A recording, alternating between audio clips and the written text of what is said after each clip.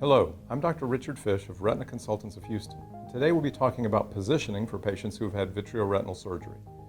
When a patient hears you need a major eye surgery called a vitrectomy and will be putting a gas bubble in your eye, requiring you to be face down for a few weeks, they are naturally intimidated and scared. But let's go through this step by step. Many retinal conditions are caused by problems of the clear vitreous gel that fills the back of the eye. Retinal tears, detachments, and macular holes are some of the conditions that are treated with vitrectomy surgery. At the end of many of our surgeries, a gas bubble is injected into the eye. This gas bubble helps the retina to heal, similar to the way a splint or a cast helps a broken bone heal. In order for the bubble to help heal the retina, the patient must position themselves post-operatively so that the bubble floats to the damaged area of the retina. This requires the patient to be face down or on their side, or propped up, depending on the condition and the location of the damaged area. Your retinal surgeon will give you specific information about which position he or she wants you to be in and for how long. Face-down positioning is generally best performed using a rented chair or device. Several companies offer short-term rental of these chairs and devices. Alternatively, many patients can comfortably position face down at the kitchen table by using good body mechanics. The key is scooting the chair back, folding the arms on a pillow, and resting the head on the forearms, keeping the neck and back straight. The most common mistake that patients make is hunching over, bending the back and the neck like a shrimp. This is not really face-down positioning and is likely to make the patient uncomfortable and less likely to do the full positioning required.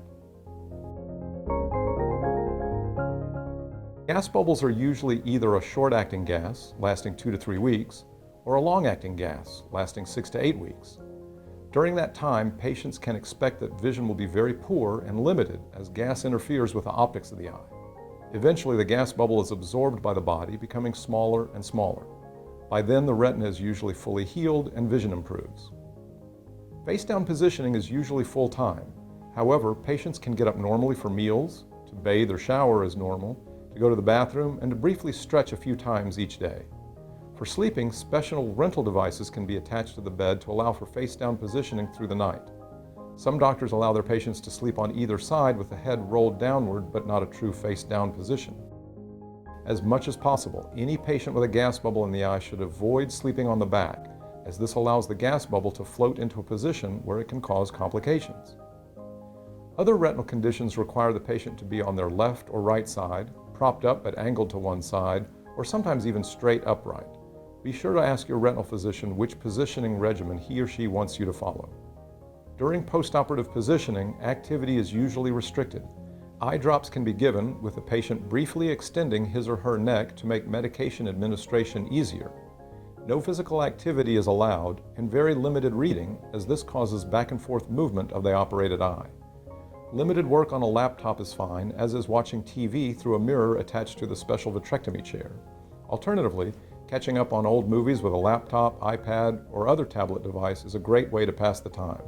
On our website, I've even listed some of my all-time favorite, really engaging movies. Most patients who do postoperative positioning report that it is more boring than it is uncomfortable. If you're a patient who has had or is getting ready to have vitreoretinal surgery with a gas bubble, you will do fine, particularly if you follow these tips.